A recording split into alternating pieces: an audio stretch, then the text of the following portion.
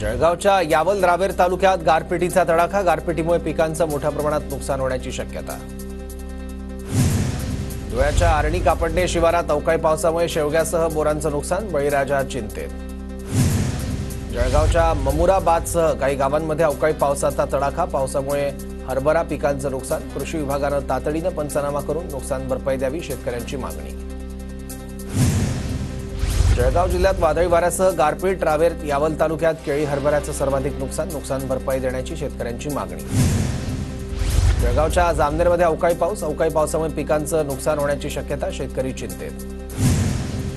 नंदुरबारच्या धडगावमध्ये अवकाळी पावसामुळे कैरी उत्पादनात मोठी घट होण्याची शक्यता। आंब्याच्या झाडाला आलेला मोहर गळून पडल्यामुळे शेतकऱ्यांचं प्रचंड नुकसान। कैरी उत्पादक शेतकरी संकटात।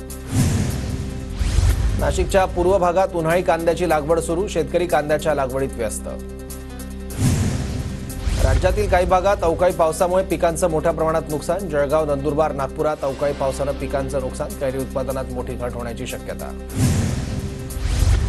रोजगार, शेती, सौर ऊर्जा क्षेत्रात मित्रा संस्थेने दिशादर्शक काम करावं। मुख्यमंत्री देवेंद्र फडणवीस यांचे संबंधित अधिकाऱ्यांना आदेश। जालना जिल्ह्यात दाट धुक्याची चादर। वातावरण बदलामुळे रोगांचा प्रादुर्भाव। रब्बी हंगामातील पिकांना फटका बसण्याची शक्यता।